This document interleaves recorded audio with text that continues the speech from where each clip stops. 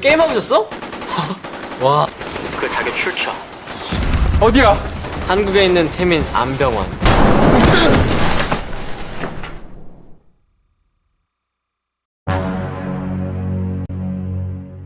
Bagaimana bisa manusia yang terkena rudal masih utuh tidak kenapa-kenapa? Halo guys, apa kabar? Baik semuanya kan? Masih bersama saya, si Otong dari Gua Hantu, yang akan mempersembahkan kelanjutan dari film Blood episode kedua. Dan inilah Blood. Masuk. Diawali Jisang menuju rumah sakit, lebih tepatnya yang berada di Seoul. Singkat cerita, Jisang mendapat pekerjaan setelah menjadi relawan di Kochenia. Dia tertarik di rumah sakit ini karena sedang mencari database tentang penelitian virus PBT01. 어디서 발견했어? 개인 은피인데 지금은 죽은 IP야. 대신 사진들 코드를 추적하면 누군가가 피 묻은 옷 조각을 잘 나간 흔적도 있어. 여기 적혀진 설명대로라면 Sesampainya di rumah sakit, tiba-tiba ada dedek gemes yang sedang berlari tergesa-gesa sampai menabrak Jisang, sehingga membuat kacamata Jisang terjatuh dan menjadi rusak. Siapakah dedek gemes ini? Dia adalah Yurita, seorang dokter cantik yang bekerja di rumah sakit ini. Kemudian dilanjutkan perkenalan Jisang kepada semua dokter di sebuah tempat untuk diskusi jika akan dilakukan sebuah operasi terhadap pasien. Ada hal yang menarik di sini, yaitu perdebatan antara Jisang dan Rita. Disinilah kehebatan Jisang mulai terlihat. SMA에서 Setelah debat panjang, akhirnya Yurita nekat mengoperasi pasien dengan keyakinan dia sendiri. Di sini terlihat Jisang begitu sangat dihargai oleh direktur utama rumah sakit ini. Pemilik rumah sakit ini tidak lain adalah paman dari Yurita sendiri. Dengan keangkuhannya akhirnya terbukti. Di ruang operasi ini, Yurita tidak mampu menyelesaikan operasi dan kemudian dilanjutkan sama Jisang. Apa yang terjadi? Semua dokter kaget melihat kemampuan operasi Jisang yang sangat mengenakan. Kalau masuk, bagaimana tidak heran Jisang memiliki kemampuan yang tidak dimiliki manusia pada umumnya. Sebelum melakukan operasi, Jisang melihat dengan mata batin sehingga bisa mengetahui apa yang terjadi di dalam tubuh pasien.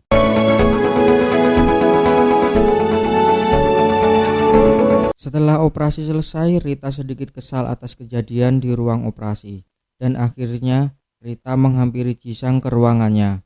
Di sini terjadi sedikit cekcok masalah operasi dan juga kacamata Jisang yang telah dibuat rusak sama Rita.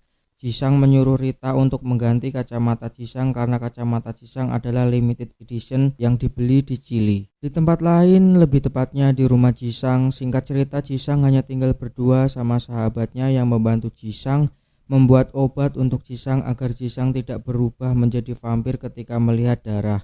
Sahabat Jisang ini, sebut saja Joko namanya karena susah nama-nama Korea. Dia memberikan kejutan pada Jisang, yaitu sebuah robot yang sangat pintar, bisa mendeteksi perasaan manusia dan juga kondisi tubuh manusia. 들어와 러비.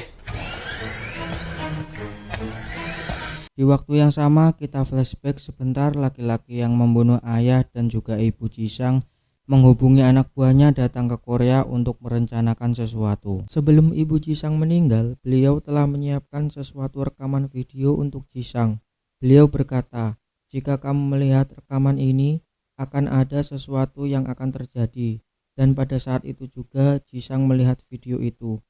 Dan di adegan ini, jika kalian belum pernah menonton film ini, akan terbawa suasana sedih yang sangat menguras air mata. 말 잘 들어? 많이. 우리가 도망가는 이유. Kemudian keesokan harinya Jisang pun bangun dengan menatap matahari lukisannya sendiri. Karena Jisang tidak bisa terkena paparan sinar matahari, dia melukis matahari sendiri yang dilukisnya ketika masih kecil. Di tempat lain, laki-laki yang membunuh ibu dan ayah Jisang sedang meminum sel darah putih dan juga obat agar identitasnya sebagai vampir tidak dideteksi oleh vampir lainnya. Kembali lagi ke Jisang yang sudah siap untuk berangkat bekerja. Dia disambut oleh robot Luffy dan kemudian si Joko datang dengan memberikan obat untuk Jisang. Dan dia pun membawakan obat yang dosisnya lebih tinggi karena hari ini akan ada operasi yang sangat banyak. Sesampainya di rumah sakit, Jisang melihat spanduk penyambutan pimpinan baru di rumah sakit. Dan asal kalian tahu, Pimpinan rumah sakit tidak lain adalah laki-laki yang membunuh ayah dan ibu Jisang sendiri. Tiba-tiba Rita datang sambil membawakan kacamata untuk mengganti kacamata Jisang yang telah dirusak olehnya. Dengan ekspresi tidak percaya, Jisang melihat kacamata ini asli atau tidak. Dengan nada yang menyindir, Rita mengatakan kalau kacamata ini aku beli di pinggir jalan di depan rumah sakit. Di ruangan kerja, Jisang mencoba membuka database dari rumah sakit. Namun Jisang tidak memiliki akses untuk itu. Di ruangan diklat ada beberapa wawancara dokter baru dan Jisang langsung menerima salah satu dari mereka. Kemudian Jisang melanjutkan keliling untuk mengontrol pasien. 급 왕재수 한분 들어오셨네. 일들 봐. Kemudian dilanjutkan untuk penyambutan pimpinan baru. Jisang tidak hadir dalam penyambutan tersebut. Namun ketika Jisang melewati samping ruangan itu, Jisang merasakan sesuatu yang berbeda di dalam ruangan itu. Dan akhirnya Jisang masuk ke ruangan itu. Dan setelah selesai mereka bertemu. Karena laki-laki ini sudah menyuntikkan obat dan juga minum sel darah putih, dia tidak bisa terdeteksi oleh Jisang. Kemudian dilanjutkan untuk diskusi dalam melakukan sebuah operasi ke pasien. Dan pimpinan meminta untuk Jisang melakukan operasi ini. Di tempat lain ada orang yang masuk ke ruangan Jisang untuk mengganti obat Jisang. Dilanjutkan di ruangan operasi. Jisang mulai mengoperasi dan melakukan pembedahan. Dan di sini terjadi sesuatu terhadap Jisang. Dia bereaksi menjadi vampir ketika melihat darah. Karena obat Jisang telah ditukar sama orang misterius tadi.